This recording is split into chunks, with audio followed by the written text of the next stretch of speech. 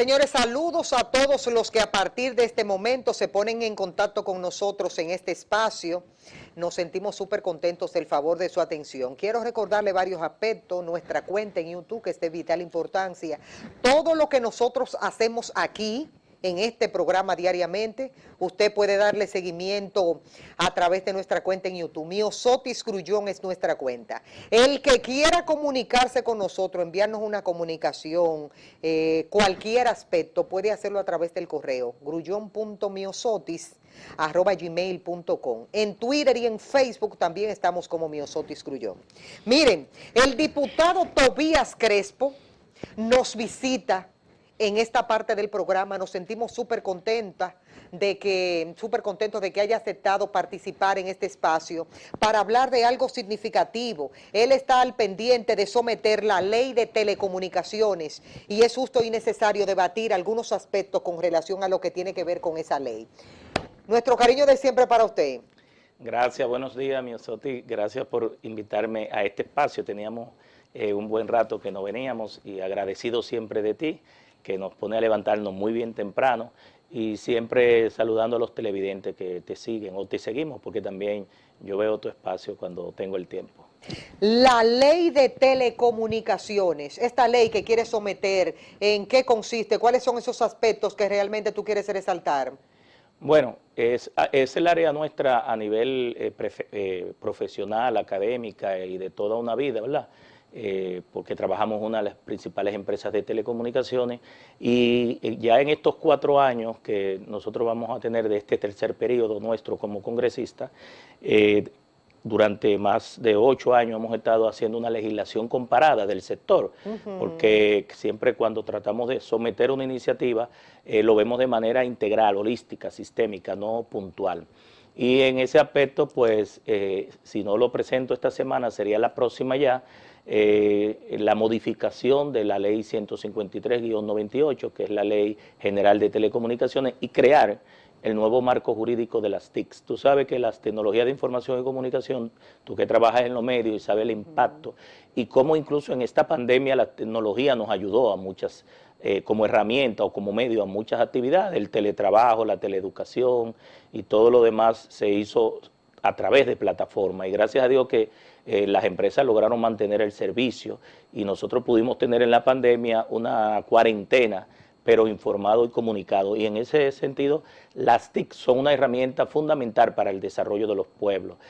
Nosotros en la iniciativa, en el proyecto de ley, pues vamos a hacer una reforma institucional que crea un ministerio de las tecnologías y creando lo que se llamaría una superintendencia que tendría que darle seguimiento a los derechos de los usuarios y proteger la libre competencia. Tú sabes que ahora mismo el Indotel, que es la institución que se ha creado, aunque posteriormente a la creación del Indotel, que ha logrado tener un gran prestigio desde el año 1998 hasta la fecha, ya de esta ley hace alrededor de 23 años. 23 años no por el tema de tecnología, que es muy rápido su crecimiento y su dinámica, sino porque cuando se aprobó esa ley, Miosotis, nosotros no teníamos la constitución actual, que es muy garantista, y otros marcos jurídicos que hay que adecuar, como son la ley de acceso a la información pública, la ley de crímenes de alta tecnología, la ley de comercio electrónico y firmas digitales, la misma ley que creó Procompetencia, que fue posterior en el 2007, la ley que creó el Instituto Nacional de Protección de los Derechos del Consumidor, que es Proconsumidor, y hay una ley muy reciente también, que es la ley de protección de los datos personales de los ciudadanos. Y adicionalmente a eso, que requiere una urgente adecuación también, esa ley, está la ley que protege los derechos de las personas en su relación con la administración, es decir, con la administración pública, las decisiones de la administración. Me gusta esa parte de la protección de los datos personales. La ley de protección de datos personales, nosotros la aprobamos, Miosotis, en el año 2013, se le dice ley de habeas data. Lo que busca es que ante todas estas plataformas digitales, todas estas redes sociales que agarran tu información y sin tu consentimiento, e invadiendo tu privacidad, pues la comparten, la venden, la socializan, te envían publicidad y toda una serie de elementos que uno le llama, uno que está en este sector le llama de inteligencia de información, pues va en contra de derechos que están garantizados en casi todas las constituciones del mundo, que es el derecho a la privacidad y el derecho al consentimiento. Es decir, cuando a ti se te envía una publicidad, ya sea comercial, pagada, política, o se te hace un telemercadeo por teléfono, hay temas que requieren el consentimiento para tú poder no solamente recibir, sino que tu información, la información que está sobre ti, y de tu identidad, tus datos personales que están registrados valga la redundancia, en registros públicos y privados, tengan la garantía de que su tratamiento no va a violar estos dos derechos fundamentales, que es la privacidad y el consentimiento, que tiene que ver con la voluntad de cada ciudadano. Es una de las leyes que está actualmente, y por eso es que digo que 23 años después es necesario adecuar este marco jurídico, que aunque es un marco general, y las leyes que te estuve hablando son leyes específicas, especiales, como se dice, pero vamos a hacer un gran aporte creando esa reforma institucional como lo hicimos con la ley anterior, la 6317. También nosotros vamos a reducir el impuesto selectivo a las telecomunicaciones y las TIC. Tú sabes que República Dominicana... Eso es significativo. República Dominicana tiene un gran problema, que de cada 100 pesos que usted y yo o el público paga de los servicios de telecomunicaciones, 30 son de impuestos. Sí. Está el 18% del ITEVIS, el 2% de contribución al Fondo de las Telecomunicaciones. Que pero nadie ha hecho nada con relación a eso. Y el selectivo al consumo, Miosotti, que fue puesto de manera transitoria, pero tú sabes que a veces las cosas que son transitorias se convierten en permanentes. Entonces, el selectivo al consumo, este es un impuesto que es una barrera de entrada a la brecha digital. Cada vez que una persona que está, como le llaman los economistas, en el último quintil o en el cuarto quintil, que tiene pocos ingresos, ve que de cada 100 pesos que carga de una tarjeta, 30 se le van en impuestos, pues es una barrera a la brecha digital. Y nosotros incluso en esta ley estamos declarando el acceso a Internet como un acceso de servicio básico, igual que es el acceso a telefonía, que la ley anterior solamente le daba... ¿Y cómo funcionaría esa parte de acceso libre a Internet? Cuando hablo de que el acceso a Internet sea declarado como un servicio universal, incluso hay países que lo han puesto en su constitución y en sus leyes como un derecho fundamental, pero yo creo que todavía no podemos llegar ahí porque nuestra constitución no lo establece. Sí. Y más que el Internet debe ser el acceso a Internet. ¿Por qué? Porque a través del Internet tú puedes lograr garantizar el derecho a la libre información, a la expresión y difusión del pensamiento. Y el Internet no es un objetivo, es un medio, es una herramienta para tú lograr otros objetivos que sí son derechos fundamentales, como el derecho a la educación, el derecho a la salud, el derecho a estar informado y toda una serie de beneficios que a través de la tecnología se pueden lograr. El quitar el 10% selectivo al consumo va a lograr que haya mayor teledensidad, es decir, que mayor cantidad de ciudadanos, sobre todo en áreas vulnerables, donde todavía las telecomunicaciones no llega y donde la ley anterior, 20 y pico de años después, vimos al director de Indotel decir que no pudimos iniciar la educación en muchas comunidades porque no había conectividad, pero hay sitios que no solamente no hay conectividad, es que no hay luz.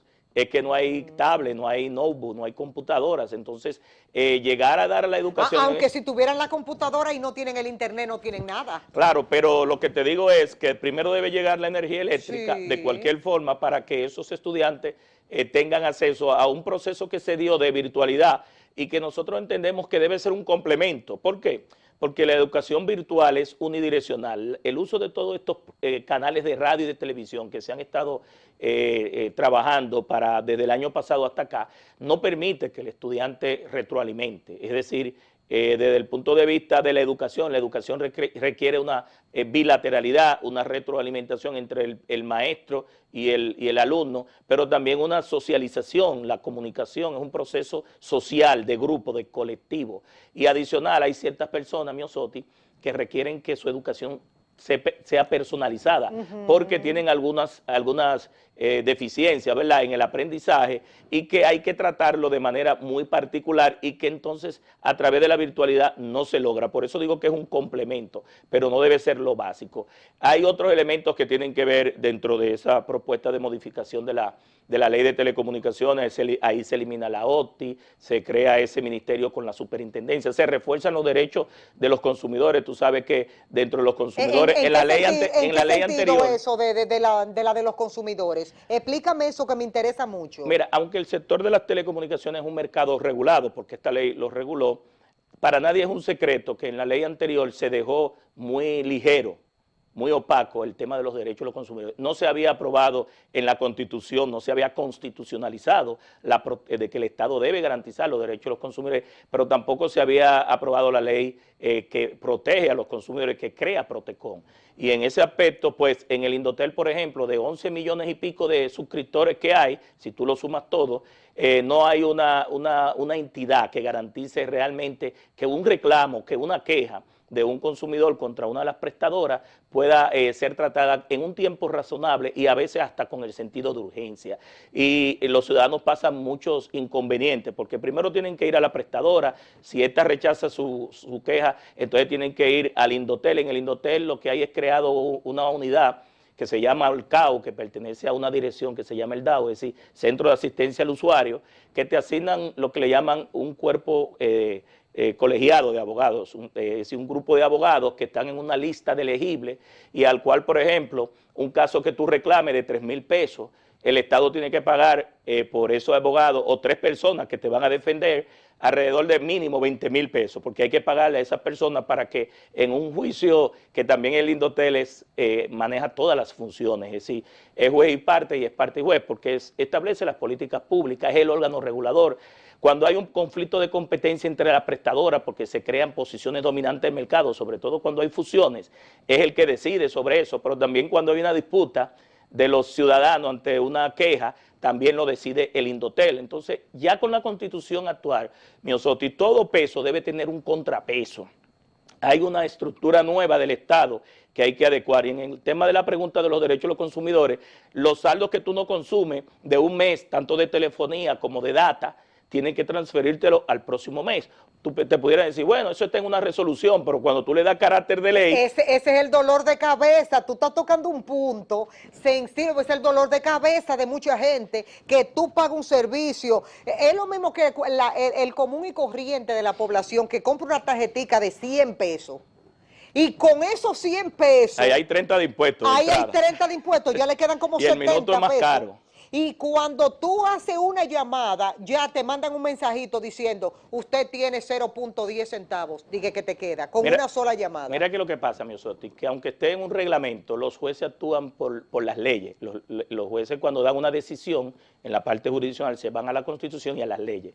Y en ese sentido hay que otorgar que eso que tú pagaste por un mes y que no consumiste, pero no solamente en telefonía, también es en data. Si a ti se te acaba la data, te mandan un mensaje diciendo que ya se te agotó, que tú tienes que recargar, pero lo que se te sobra no te lo notifican para el próximo mes. No. Entonces, el ciudadano de este servicio tiene que estar también con una información simétrica. Casi siempre el prestador va a tener más información que el usuario, que el consumidor.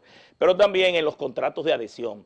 Los contratos de adhesión, ya hay una sentencia del Tribunal Constitucional que estableció que en los contratos de adhesión de los servicios de telecomunicaciones hay alrededor de 30 cláusulas abusivas. Una de ellas, que es muy quejoso, es cuando te obligan a ti a estar en un plazo de 18 meses, por ejemplo, atado a un servicio que posiblemente es obligatorio, que ese servicio, por ejemplo, tenga la caja y tú tengas que pagar la caja porque te la dan, pero si tú necesitas televisión, la caja es necesaria para el servicio, sí. La renta que tú pagas de manera mensual y recurrente debe incluir, porque si tú quitas la caja, el servicio no funciona.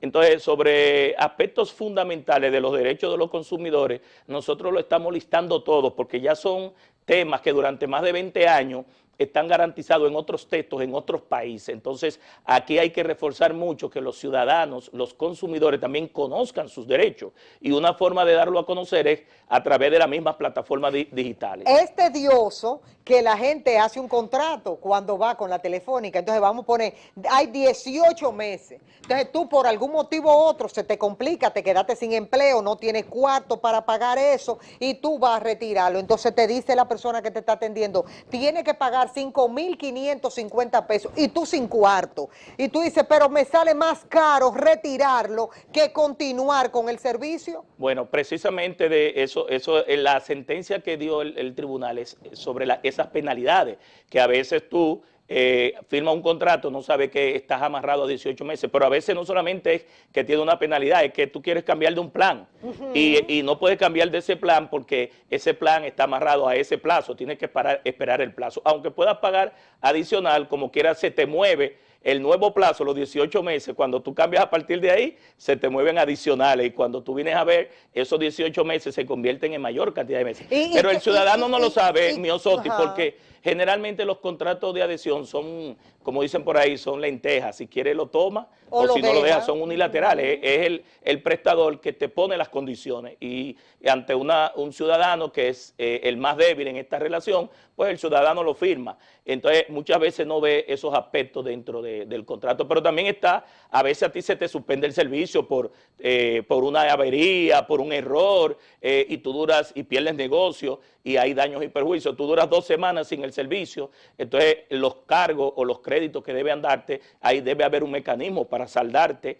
esa parte del servicio que no hubo continuidad, no hubo la Pero dígale a la gente, Tobías, en esa modificación de la ley de telecomunicaciones, ¿qué variaría que sea favorable a nosotros? Bueno, esos aspectos que estamos discutiendo, pero también hay aspectos relativos a que esos derechos de los usuarios sean reconocidos en todo el proceso. Cuando tú sometes de manera muy tediosa a que el ciudadano vaya a la prestadora, de la prestadora vaya al Indotel, a ese centro de asistencia que está en la Lincoln y que tiene solamente, según yo tengo información, no sé si eso ha cambiado, 8 representantes, 8 agentes para atender 11 millones de líneas. Es decir, y cuando vas allá, entonces te asignan, tienes que esperar que te asignen un grupo de profesionales, que son 3, que se sientan en un juicio y determinan sobre tu solicitud. Las decisiones que toma ese cuerpo de abogados solamente son apelables ante la Suprema Corte de Justicia. Es decir, son mecanismos que ya están obsoletos con respecto a que ya nosotros tenemos un Tribunal Superior Administrativo, un contencioso administrativo, tú tienes el recurso de reconsideración ante el mismo ente, de revisión primero y luego de reconsideración ante el organismo jerárquico y luego ya la parte jurisdiccional. Es decir, los derechos de los usuarios y la protección de la competencia son importantes porque una cosa tiene que ver con otra. Cuando hay monopolios, oligopolios, donde solamente una persona o una empresa jurídica domina parte del mercado, eso lleva a que los consumidores paguen más caro, a que no haya mejor calidad, a que no haya eficiencia, a que no haya el derecho a elegir. Y uno de los elementos importantes también de los derechos del usuario es la libre elección, que no te tengan amarrado a una empresa, que tú puedas escoger de un menú la que tú entiendas, y si te va a mover de una a otra, ya se tienen los mecanismos de la portabilidad, que tú no pierdas la portabilidad. Así mismo como cuando tú tienes el dominio, por ejemplo, si tú tienes una empresa y hay un dominio que representa a tu empresa, que tú te muevas de un prestador de hosting a otro, no pierdas tampoco eso. Libre acceso a la información, ¿cómo estamos nosotros en ese renglón? Bueno, ¿estamos bien? Yo creo que desde el año 2000 que se aprobó esa ley, se ha ido avanzando, porque incluso ustedes como periodistas han podido utilizar este mecanismo para solicitar información, sí. Si hay el silencio, o sea, lo que es el silencio administrativo, bueno, nosotros vamos a incluir también los temas de silencio administrativo en esta ley, tanto positivo como negativo, porque muchas veces el órgano rector o regulador no te responde en los plazos razonables y entonces hay que entender o que fue rechazada o que fue aprobada por ese silencio administrativo y qué sanciones hay para ese aspecto. Entonces, yo creo que la ley de acceso a la información, que te permite como herramienta pues acceder a una serie de informaciones que tiene la administración y que en un plazo, si no te responden, tú tienes la facultad de volver a pedir y si no, entonces judicializar y pedir sanciones hacia el incumbente. Hemos avanzado, es decir, lo que pasa es que también muchos ciudadanos no conocen cada uno de los mecanismos que se pueden utilizar para que un ciudadano X pueda acceder a los servicios de una institución pública. La ley también fomenta mucho lo que es el gobierno abierto, el gobierno electrónico, establece esa plataforma de la red, de la unidad de negocio que se creó a través de TED para dar conectividad de banda ancha, porque aquí hay que llevar la banda ancha a mayores comunidades, el fomento de esa empresa para que privilegie en primer lugar los servicios de telemedicina, de teleeducación, por ejemplo, la imposición de las multas, la conexión de todas las regionales, de las instituciones públicas, que los ciudadanos tengan acceso a los servicios y a estar informados vía las plataformas digitales, y que si algún ancho de banda le sobre, pues pueda venderlo, ¿verdad?, suplirlo a cualquier ciudadano que lo desee. Es decir, es una ley que hemos estado, y te digo que ha sido mi trabajo de tesis, con mi hermano Moisés Crespo, que es el más pequeño, que hemos estado trabajando, y queremos aportar esto a los próximos, a la seguridad jurídica y al desarrollo, que es mi área que uno se enamora de ella, de más de 30 años. Dijo hace muchos años la ex embajadora de España, Almudena Mazarraza, dice que aquí en la República Dominicana no había seguridad jurídica. ¿Qué tanto ha variado eso? No, yo entiendo que sí. Lo que pasa es que a veces algunos inversionistas entienden que seguridad jurídica es aceptar imposiciones de contratos onerosos, por ejemplo, de contratos que son lesivos al interés nacional, y aquí hay que respetar la Constitución de la República Dominicana y hay que respetar las leyes. La seguridad jurídica no es más que un mecanismo donde el Estado garantiza la protección de los derechos fundamentales que tiene nuestra Constitución, obviando la de España o la de otros países, ¿verdad?, que tienen su marco jurídico, los convenios internacionales que también tienen rango constitucional cuando están ratificados, y las leyes locales, porque ningún inversionista puede venir a imponer lo que la ley no establece. Entonces, y lo que sí yo entiendo es que el Estado debe eliminar burocracia, quitar estos temas de las permisologías que evitan que la inversión extranjera pueda fluir, ¿verdad?, y que haya trabas, y por eso muchas veces los embajadores no solamente se expresan, sino que hacen su lobismo, y es parte de su labor, tanto los embajadores y los cónsules y los encargados de negocios, y muchas veces ante sus ciudadanos que en casos han sido engañados, ¿verdad?, y han sido timados por ciudadanos y por diferentes instituciones, pues exigen la seguridad jurídica, pero esa seguridad jurídica no puede ir en contra de nuestro marco jurídico. El peaje sombra de la autopista del Nordeste, hasta se refirió a eso el presidente Luis Abinader. Cuando se firman contratos así por tantos años, y atarse un gobierno como en ese momento se hizo, de firmarse ese contrato, usted como diputado de la República, que debe dolerle el país que lo vio nacer, ¿qué usted cree de haber firmado un contrato sobre esas condiciones, óyeme, que económicamente hablando nos ha dañado?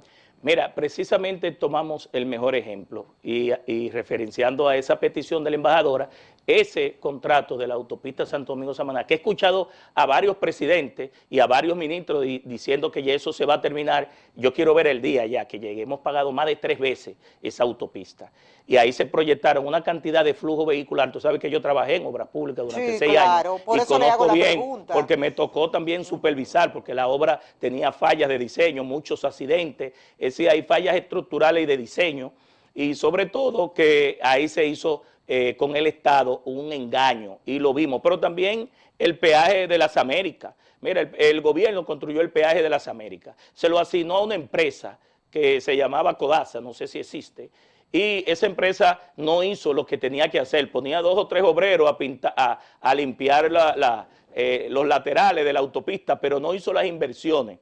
Y sacó durante mucho tiempo, fue a un arbitrio internacional y ganó, es decir, que perdimos con la adjudicación del peaje y perdimos también la disputa internacional, porque casi siempre esos contratos, Miosotti, se amarran en un tribunal internacional que es de mayor ventaja, y a veces en una ley, a veces en una ley, a veces en una ley los protagonistas de aquí, del sistema, que se atan a un contrato que solamente se beneficia a una sola parte? Bueno, yo digo que contratos de esa magnitud deben ser, así como una ley y un tratado internacional tiene que pasar el control previo, verificar todos esos aspectos, porque en ese caso, ahí se violaron muchísimos aspectos de la Constitución y de las leyes.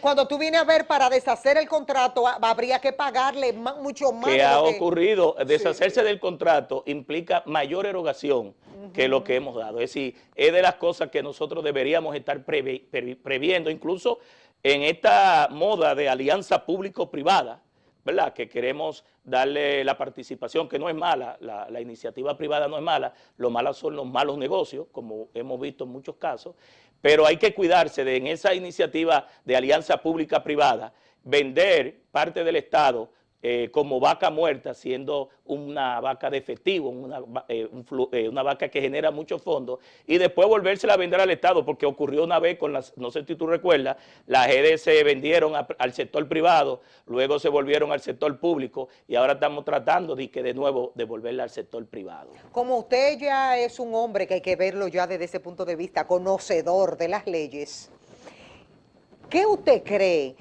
¿Cabe el término de que se pudiera comenzar a judicializar todo aquel que de manera de que no se dio cuenta, comprometió los intereses del país, de que así de nuevo como que no se dio cuenta? ¿No se podría abrir expediente y judicializarlo y someterlos por daños y perjuicios a su nación, a la República Dominicana? ¿Usted no estaría conteste con eso? Sí, pero no solamente con el marco jurídico actual. Una de las ventajas que va a tener el nuevo, por eso yo soy de los que digo que debemos tener Código Penal, es que el Código Penal nuevo, o el que nosotros esperamos aprobar, tiene diversas tipificaciones con respecto a la administración pública, a la corrupción, a la asociación de malhechores, al cohecho, al lavado de activos, que anteriormente no estaban tipificados como delitos penales y que se le hacía muy difícil a veces al Ministerio Público lograr sanciones contra una persona que se aprovechó de su función pública para hacerse a nivel personal. Entonces yo creo que no solamente deben ser sancionados, y la ley establece que sean puestos bajo prisión también, y que los recursos robados pues regresen al erario público. Soy de los que entiende eso.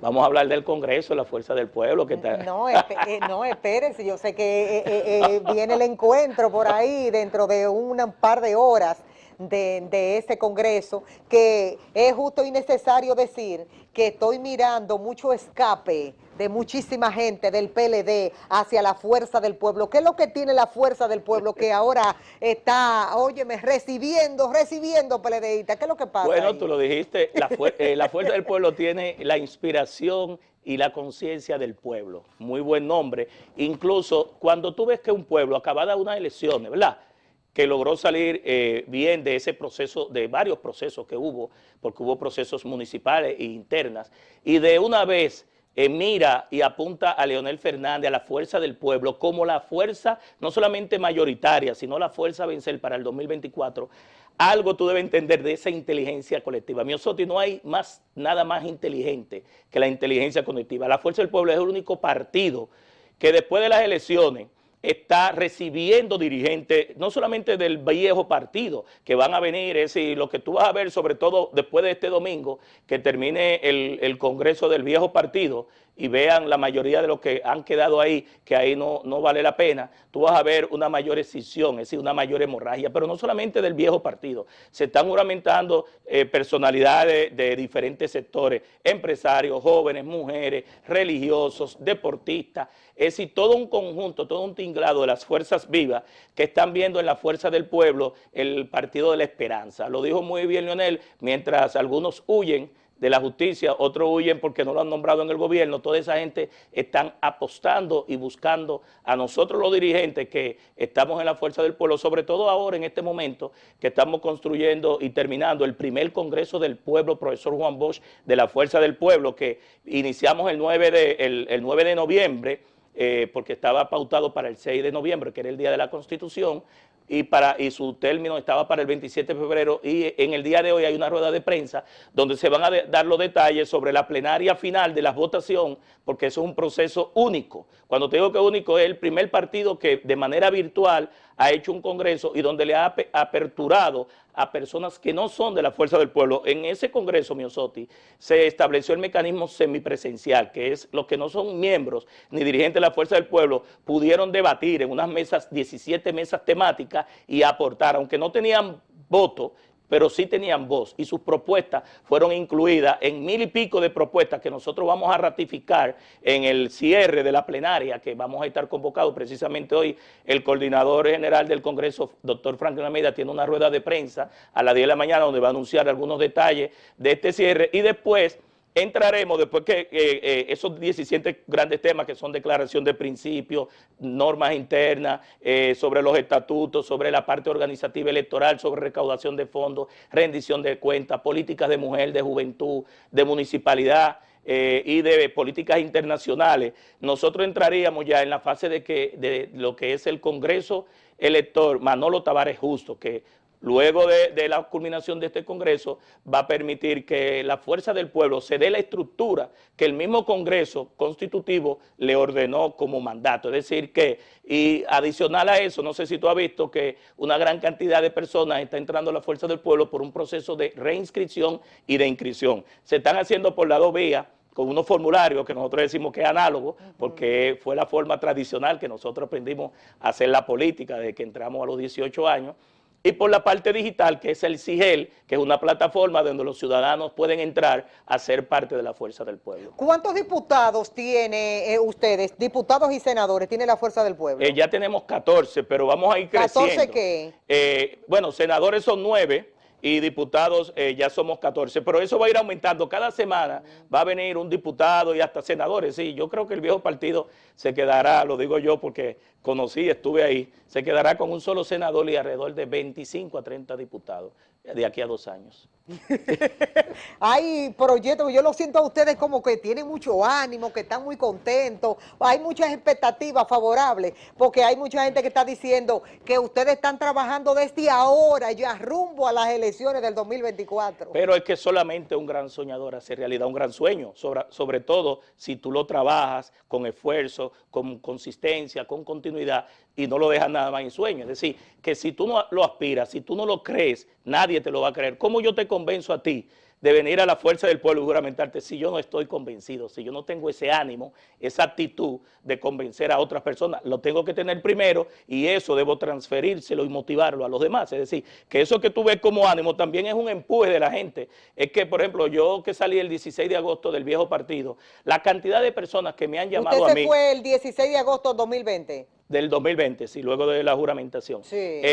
La cantidad de personas que luego de yo pasar a la Fuerza del Pueblo, que nos inmediatamente dimos ese anuncio, nos llamó, nos felicitó, y no solamente eso, sino que nos ha acompañado, y gente que no pertenecía a partidos políticos, es muy grande. Por eso te dije que no es solamente personas del viejo partido, emprendedores, jóvenes, mujeres, deportistas, dirigentes religiosos, que nosotros tenemos relaciones de mucho tiempo, desde las diferentes denominaciones, juntas de vecinos, comunitarios, es decir, una gran cantidad de personas, y no solamente de la circunscripción nuestra, de la 2, sino también de toda la capital.